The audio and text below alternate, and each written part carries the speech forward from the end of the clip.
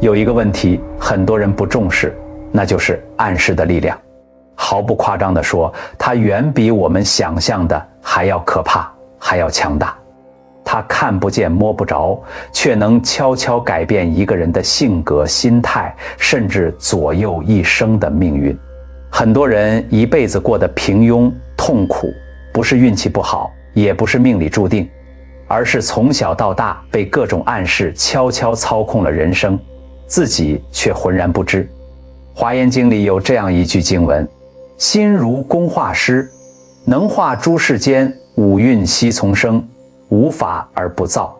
心是这个世界上最厉害的画师，它能画出一座净土，也能画出一片地狱，能画出一个意气风发的人生，也能画出一条处处是墙的死胡同。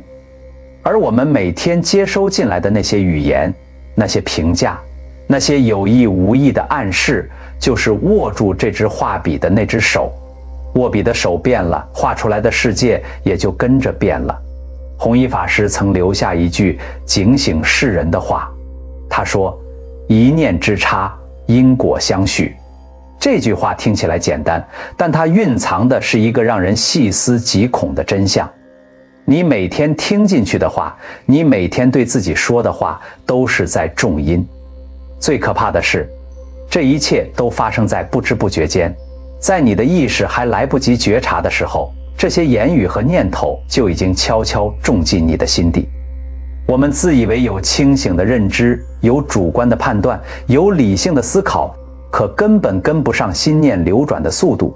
外界的暗示，内心的妄念，永远比你的理性更快一步，悄悄扎根，默默成型。从佛家唯识学的视角来看，我们的心识远比常人认知的要复杂得多，根本不是大家以为的那样简单纯粹、条理分明。我们通常意识到的那个我在想事情，我在感受情绪，我在做判断，只是心识的表层，是第六意识在运作。再往深走一层，有第七末那识，他的工作是直取，是那个永远在说这是我的，那也是我的，我就是我，我跟别人不一样的声音。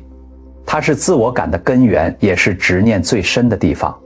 而最底层、最幽深、最沉默的那一层是第八阿赖耶识。阿赖耶藏着我们所有曾经发生过的心念痕迹，无论那颗种子是好的还是坏的，是真实的还是虚假的，是你自愿接受的还是被硬塞进来的，阿赖耶识全盘接收，不拒绝，不审查，不分辨真假。今天我就带领大家从佛学的深度来彻底揭开暗示的能量。佛法对这件事的理解比任何现代心理学都来得早，也来得深。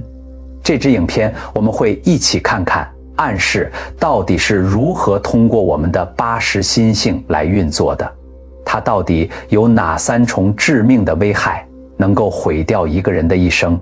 最重要的是，我们会学习佛家给出的最简单也最究竟的方法，来破解暗示的操控，从一个被命运操控的傀儡变成自己人生真正的主人。在我们开始之前，我想邀请你在留言区打出一句话：守住本心，正念随行。不要觉得这只是一个互动的动作，在佛法里，念头和言语本身就是一种力量，本身就是在播种。你打出这句话的那一刻，就是在给自己的识田里轻轻放下一颗清醒的种子。请你相信这件事的重量。好，现在我要跟你说第一个故事。有一个叫小慧的女孩，她是家里的老二，上面有一个各方面都很优秀的姐姐，功课好，才艺好，嘴巴甜，父母逢人就夸。小慧呢，长得也不差，个性善良，但就是成绩普通，个性内向，做事的速度比较慢，有时候想太多，反而什么都做得畏手畏脚的。他父亲是个传统的男人，脾气不算坏，但就是那种嘴巴不会拐弯的人，心里想什么就直接说出来，从来没想过那些话落到别人心里是什么感觉。小慧小时候有一次考试没考好，她爸爸看了成绩单，叹了一口气，说了一句话：你这个孩子反应就是比较慢，将来啊不晓得能做什么。说完他就去忙别的事了，可能2分钟之后他自己都忘了说过这句话，但小慧记住了。一开始他会躲进棉被里偷偷哭，觉得委屈愤怒，觉得爸爸不公平，但哭来哭去也没有人来哄他，也没有什么事情改变。时间一长他就不再哭了，不是真的想开了，是把那个伤和那句话一起压进了内心最深处，却从未消失。小慧上了初中，班上国文老师是一个很有眼光的老师。有一次看了他交上来的一篇作文，眼睛一亮，课后把他留下来，兴奋地说：小慧，你的文字很有感情，文笔比很多同学都细腻，下个月有一个校际的作文比赛，我觉得你应该去试试看。小慧站在原地沉默了几秒钟，然后摇了摇头，说：老师，我不行啦，我这种人写不出什么好东西的。老师愣了一下，还想再说什么，小慧已经低着头走了。我这种人，你注意到这4个字吗？他12岁就已经开始用这种人来定义自己了。不是我最近状态不好，不是我这次没有准备好，是我这种人。这是一个本质性的判断，一个全面性的放弃。那个种子在这4个字里长出了它的第一根枝丫。后来他出社会，进了一家规模不大但还不错的公司。主管有一次在会议里说，公司准备启动一个新的项目，需要1个人来负责企划，问大家有没有人想挑战看看。小慧坐在座位上，心里其实动了一下，她心里有一些想法，有一点点想说说看的冲动，但话到喉咙口，她停住了。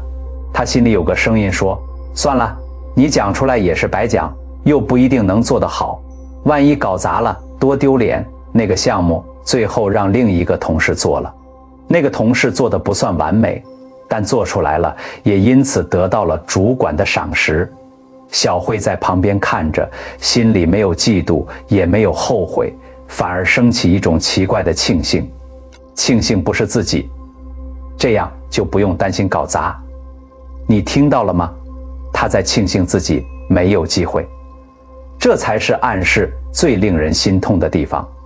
它已经不只是让人退缩，而是让人开始主动地为退缩寻找理由，而且还会觉得这样是对的，是明智的，是保护自己的。到了这个阶段，那颗种子已经不只是一颗种子了，它已经长成了一棵树，根扎得非常深，深到连这个人自己都感觉不到它的存在，只是觉得我本来就是这样的人。现在我要说第2个故事，一个发生在很久以前的故事，一个我在一本很老的禅门笔记里读到过的故事，相信你听完也会感触颇深。说的是在古代一个地方，一座小山上有一座不大的禅院，住着一位已经修行了将近40年的老禅师。他有3个弟子，年纪相仿，入门的时间差不多，功课做的也都认真，说老实话，天资也都差不多。老禅师到了晚年，自知时日无多，在圆寂的前几天，把3个弟子分别叫到跟前，单独谈了一次话。第1个弟子进来，老禅师握着他的手，定定地看了他一会儿，然后说：你这孩子悟性极高，天资聪颖，是我这一辈子见过最有慧根的学人之一。只要你不放弃修行这条路，你走的会比任何人都稳都远。弟子听了眼眶红了，哽咽着说：一定不负师父所望。第2个弟子进来，老禅师看了他半晌，叹了一口气说：你资质平平，悟性比不上你的师兄，和师弟也差不多，但是呢，勤能补拙，你若能比别人多用3倍的力气，未必没有希望。弟子听了心里一凉，但很快咬紧牙关，暗自发誓一定要用苦功来证明自己。第3个弟子进来，老禅师看了他很久，脸上现出一种悲悯的表情，然后缓缓摇了摇头，什么话也没有说，只是挥了挥手，示意他退下。那一刻的沉默比任何话语都重。老禅师圆寂之后，3个弟子各自走上了各自的路。第一个弟子带着老禅师那句悟性极高离开禅院。他遇到难题，第一个念头是我一定能想到办法。面对困境，他的心里有一种笃定，师父看得出我的慧根，我没有理由放弃。这种笃定慢慢地变成了他整个人的气质，变成了他遇事的方式。一个人在困境中能不能保持清明，往往取决于他对自己的信任有多深。信任深了，困境就不那么困，清明就更容易升起来。他的修行一年比一年精进，后来出去弘法，颇有声望。第二个弟子带着那个资质平平的判断离开，他确实非常勤奋，比任何人都早起，比任何人都晚睡，功课做得一丝不苟，佛经抄了一卷又一卷。但那个勤奋的背后始终有一股很深的焦虑，因为他不是在单纯的修行，他是在证明自己不是资质平平的。他的用功是带着恐惧的，是带着如果不够努力就会落后的压力的。这种心态修行累，而且很难真正得定，因为心里老是有一个地方是绷着的、紧着的，放不下来。多年之后，他虽然有所成就，但那种深藏心底的自我怀疑始终没有完全散去。第3个弟子带着那一声沉默和那一个摇头离开。他在禅院里又住了几个月，但整个人明显的消沉下来了。做功课时心不在焉，坐禅时昏沉居多，见到师兄弟也很少说话。他心里有一个他从来不敢对任何人说出口的念头：师父见了我什么都没说，是不是觉得我这个人连评价都不值得，连点拨都没有必要？那声叹气，那个摇头，在他心里重复了一遍又一遍。后来他悄悄下了山，回到了家乡，再也没有回来。多年后，有人在整理禅院遗物的时候，找到了老禅师生前留下的一卷手记。翻开来，在某一页找到了关于那3次谈话的记录。老禅师写道：此3子天资其实相差无几，无以与世之。赠以信心者，果生信心；赠以疑心者，果生疑心；赠以绝望者，果入绝望。非无造其命，乃心造其命也。吾实有愧，以此为戒，愿后人慎之。老禅师说有愧，他知道自己做了一个实验，他也知道这个实验的代价。他写下这段话，不是为了炫耀，而是为了留下一个警示。一句话可以给人插上翅膀，也可以给人套上枷锁。而更可怕的是，被套上枷锁的人往往以为那枷锁是自己长出来的，以为那就是自己本来的样子。最后，我再说一个唐朝历史上发生的故事。有个姓李的官员，李大人在朝廷里任职多年，为人谨慎，做事踏实稳健。有一年，他奉命到外地处理一件公务，带着几个属下和一位跟了他多年的老幕僚一起出发。走到半路，经过一个镇子，镇上有一个算命的老者，据说颇有名气。属下们起哄，叫李大人进去算一算，图个热闹。李大人平日不信这些，但架不住大家的兴致，又觉得不过是消遣，就随他们去了。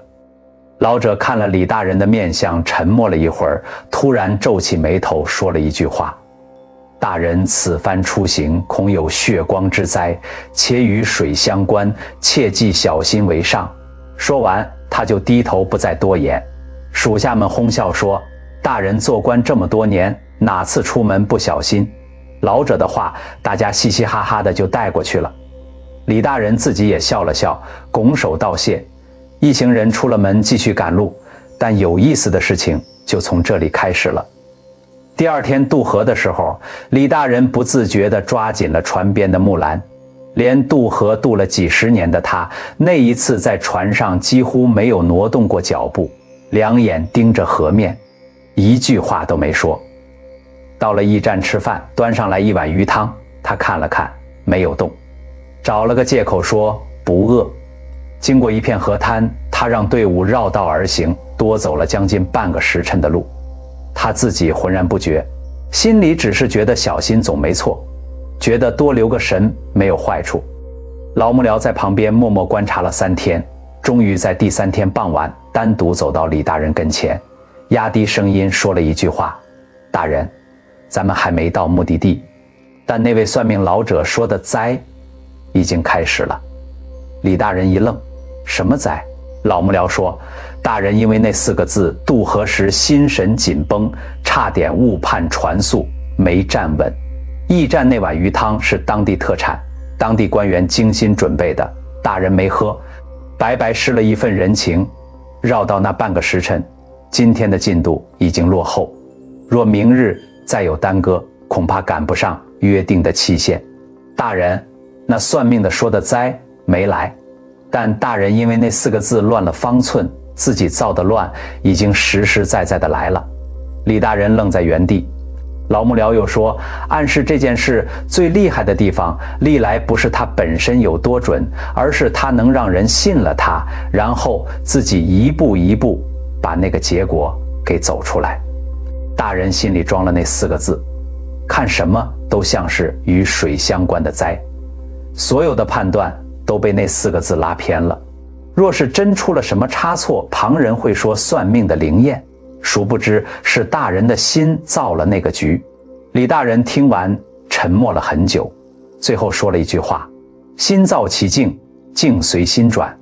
我读了这么多年圣贤书，今天才算真的明白这句话的意思。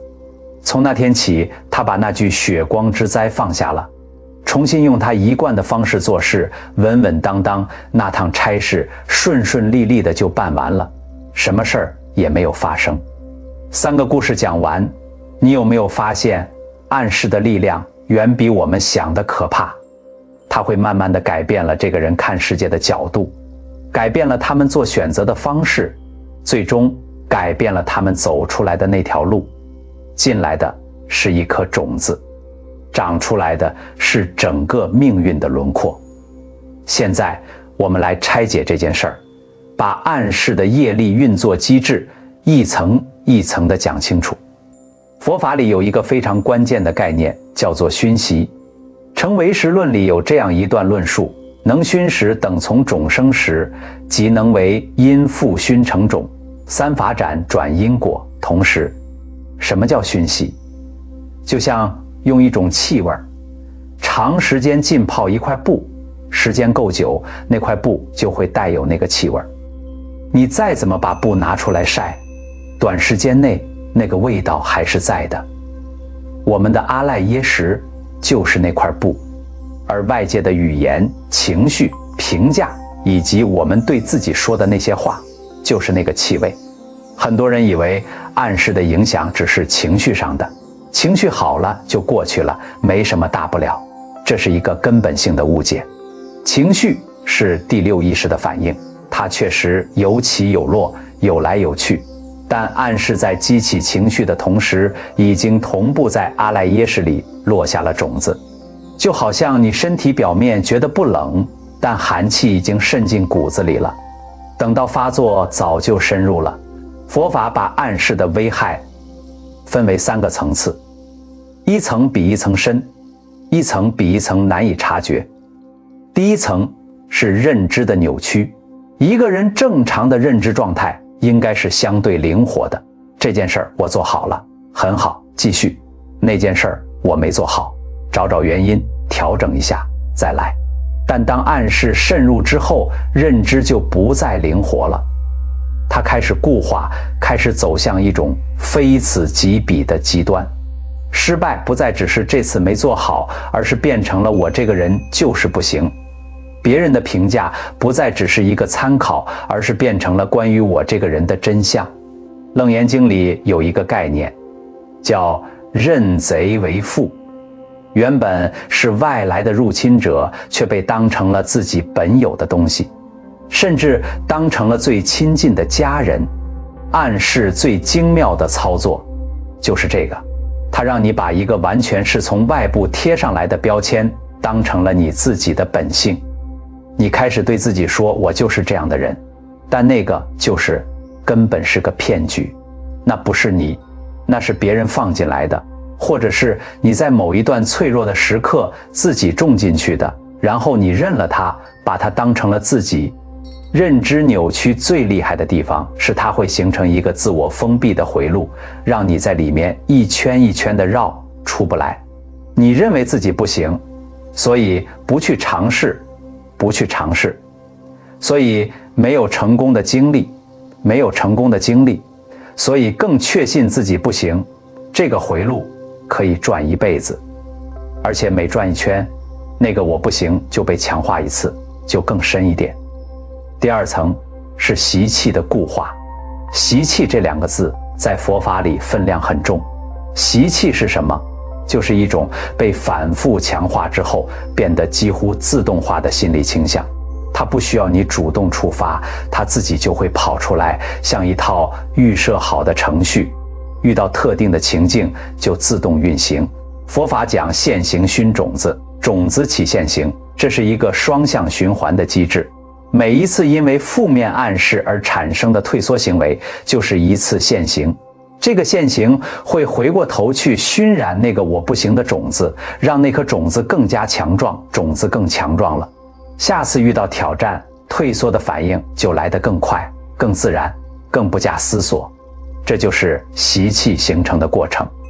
习气最可怕的地方是它的无声无息。当一个人的习气深了，他甚至不需要外部再有什么负面的声音，脑子里那个声音就自己出来了，自动告诉他算了，不行，别试了，差不多就好。这时候外部的暗示已经没有必要了，因为这个人已经成为了自己最忠实、最勤奋的暗示来源，他不需要任何人来打压他，他自己就在打压自己，而且打压的比任何外人都要精准，都要无情。我看过西方一个著名的概念，叫做自我实现的预言。你预期什么结果，你的行为就会不自觉地朝那个方向走，最终真的得到那个结果。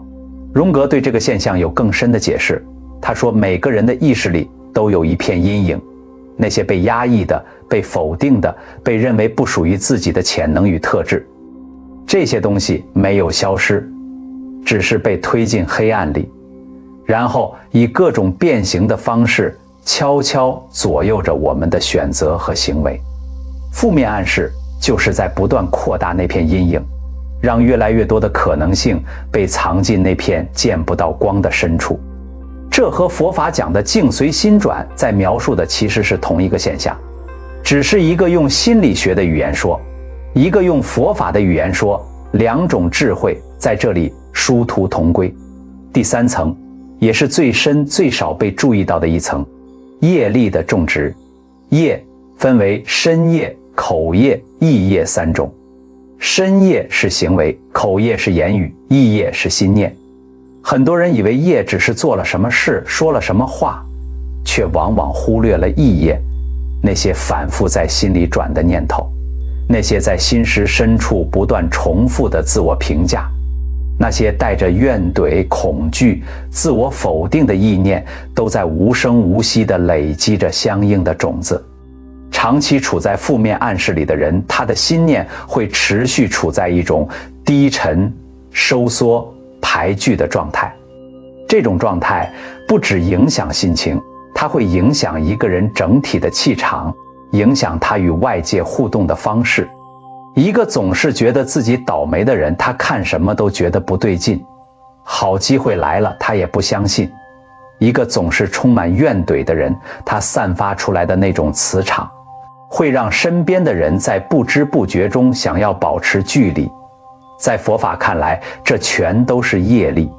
口业和意业的种子在识田里积累到一定程度，就会形成一种倾向性的引力，感召与之相应的境界，这就是唯心所造，境随心转的真实运作方式。好，讲完这些，那怎么破除暗示呢？我们经常听到那种正能量喊话，我很棒，我可以，我一定行，然后用力相信，这种东西还是太表层了。佛法给的方法要深奥得多。第一个方法，佛法叫做觉察观照。禅宗里叫做回光返照，现代的语言叫做正念，但无论叫什么名字，它的核心只有3个字：认出来。当一个负面的念头升起来的时候，我不行，我倒霉，我这种人，你能不能在他刚刚冒出头的那一刻就认出他来？不是去压制他，不是说我不许想这种事，压制是没有用的，你越压他越弹回来，而是清清楚楚地看见他，哦，这个念头又来了。金刚经里那句应无所住而生其心，讲的是一件很具体的事儿，心不要停在任何一个念头上，不要把任何一个念头认成我。念头来了，让它来；念头走了，让它走，不抓住它，不跟它走，不把它当成真相。认出来之后，还要做一件事，提醒自己，这是一个念头，不是事实。这是一个从外面飘进来的标签，不是我的本性。你一定要把我和我的想法分开，你不等于你脑子里的那些声音，那些声音是念头，是曾经种下的种子发的芽，它们不是你。把这件事真正搞清楚是解脱的第一步。第2个方法叫做净口断缘，这个方法从今天就可以开始做，而且立竿见影。你种进石田里最新鲜的一批种子，就是今天说出口的话，今天在心里转过的念头。管好今天的入口，石田里就少进来一批杂草。具体来说，有3件事要做到。第一，不随口抱怨。我知道多数人抱怨是因为真的很辛苦，真的很难，但抱怨这件事有一个奇怪的特质，它不会改变处境，却会让你在那个处境里待得更久。每一句抱怨都是在把那个你不想要的状态再深一点的印进你的石田。你越说我最近运气真的很差，你就越会用一双专门寻找倒霉事儿的眼睛去看这个世界，然后真的越来越容易看见倒霉的事儿。第2，不随便给自己下定论。我就是这样，我本来就做不好这种事儿，我这个人天生不适合，这种话能不说就不说。不是叫你否认自己的不足，而是要区分这件事儿没做好和这个人本质上不行是2件完全不同的事儿。不要因为前者就给自己盖上后者的章。第3，审视自己所在的环境，有一些关系，有一些场合，存在的目的就是让你觉得自己不够好，让你觉得比不上别人，让你觉得无论怎么努力都差了一截。长期浸泡在那样的环境里，石田会悄悄变色。不是要你去恨那些人，不是要你去评判那些场合的对错，而是要你认识到保护自己的石田是你的责任，不是别人的。第3个方法是最主动、最有力量，也需要最长时间坚持的正念熏习。既然阿赖耶识里的负面种子是被反复的暗示一点一点熏进去的，那它也能被正面的熏习一点一点替换掉。这不是一夜之间的事儿，但每一天的积累都是真实的。怎么做？我分3步来说。第1步，每天早上起床给自己一句真诚的话，不需要华丽，不需要豪情壮志，只需要真实。可以是今天我尽力，结果我接受；可以是我有觉察的能力，我能看见自己心里的声音；可以是我愿意对自己好一点。这句话不是喊口号，是你在每天早上给石田里松一松土，放进一颗清醒的种子，日积月累，那颗种子会生根的。第2步，练习感恩。我知道有人一听感恩就觉得这是老生常谈，觉得这是在叫人自我麻醉，但真正的感恩不是忽视问题，不是假装一切都很好，而是训练自己的注意力，不只看见缺乏，也看见拥有。当你关注的是我今天还有什么，而不是我今天又失去了什么，落进石田的种子就是不同的。2种关注长出来的是两种完全不同的人生底色。第三步，慈悲自己，这一步最重要。有些人对别人可以很宽容，但对自己极其严苛。他们会说，慈悲是对别人的，对自己要严格。但佛法讲的慈悲从来没有把自己排除在外。慈是给予快乐，悲是拔除苦难。你愿不愿意对那个从小被一句话困住的自己说一声，那不是你的错，你已经很不容易了，你可以重新开始。这不是软弱，这是松开那条锁链的第一个动作。这3个方法合在一起，就能重新拿回对自己食田的主权。你不再是一片任人播种的空地，你是一个有觉知的园丁。你可以选择让什么留下来，让什么拔除，让什么重新生长。说到这里，我想问你一个问题，不用回答我，只需要安静地问问自己，你心里现在住着什么样的声音？是那个总说算了吧，这样就好，多一事不如少一事的声音，还是那个偶尔还会跳出来说要不要试试看的声音？那些声音是你自己选的，还是在某一年某一天被谁悄悄放进来的？是从小就在那里的，还是慢慢的在某些经历之后才长出来的？佛法讲本自具足，每一个人本来就已经具足了觉悟的种子、智慧的种子、喜悦的种子。那些种子从来没有离开过你，只是被太多其他的东西盖住了。你忘了它们还在，忘了土地下面还有那些等待阳光的芽。暗示的力量再强大，也强大不过你那颗本自具足的觉性。那是任何人拿不走，任何暗示伤不了的东西。只要你还愿意往里面看，还愿意认出那片深海里什么才是真正属于你的。好了，各位善知识，今天的这支影片就说到这里。如果这些内容在你心里留下了哪怕一点点的触动，一点点的共鸣，一点点的清明，我想请你帮我按个赞，点个热推，把这支影片分享出去。想给那个从小就被否定的朋友，分享给那个正在对自己很严苛的家人，分享给那个也许正站在某扇门口在犹豫要不要推开的人。随喜功德不论大小，都是善缘的流动，都是一颗种子落进另一片石田。我们留言区见。愿你的每一天多认识一颗住在你心里的好种子。南无阿弥陀佛。